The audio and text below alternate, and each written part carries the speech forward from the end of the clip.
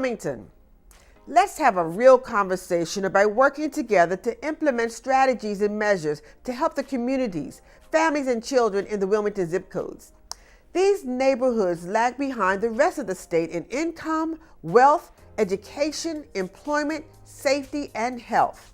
Too often, these communities are plagued with violence and hopelessness.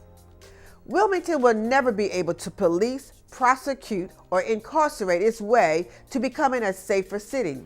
Accordingly, and consistent with the recommendations of the CDC Community Advisory Council's final report and recommendations, now known as the Wilmington Community Advisory Council, the following three factors must be considered when addressing the root causes of youth-related gun violence.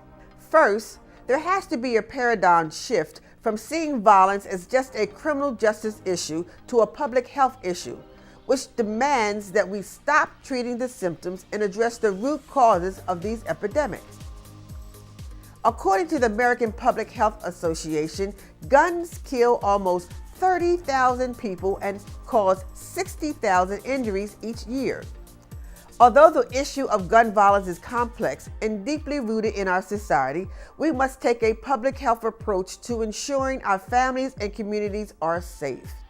The next factor to consider are adverse childhood experiences, also known as ACE. It has been clearly established that there is a correlation between the degree to which adversity, trauma, and stress are present in a child's life and negative outcomes later in life. Children with a higher number of adverse experiences have a greater risk of poor health and negative outcomes. The third factor is post-traumatic stress syndromes, compounding effects on children and families living in communities where violence is simply a part of everyday life.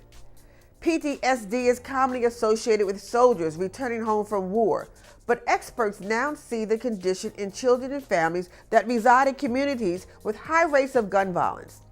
However, unlike our returning soldiers, the children and families have no place to escape from the violence in the communities that they live in. Young people who get shot go to the hospital, get treatment, and are simply put back into the same situation. So for those shot within their own communities, there's no post in traumatic stress. It's a continuing and compounding traumatic stress disorder, and that's unique. What's not unique is the fact that the most trauma-ridden neighborhoods are impoverished communities of color, where inequity fuels hopelessness. And that hopelessness drives vulnerable youth deeper into violence, both as victims and as perpetrators. To date, the Wilmington Community Advisory Council has worked with our partners in developing pilots, providing training and technical assistance. These efforts serve as a blueprint for governments and communities throughout Delaware to initiate programs, address gaps in services, and reallocate resources to help prevent violence and promote youth development. To learn more about the Wilmington Community Advisory Council, join me at one of our Community Advisory Council meetings. I'm Hanifa Shabazz, your president of Wilmington City Council. Have a great week, Wilmington.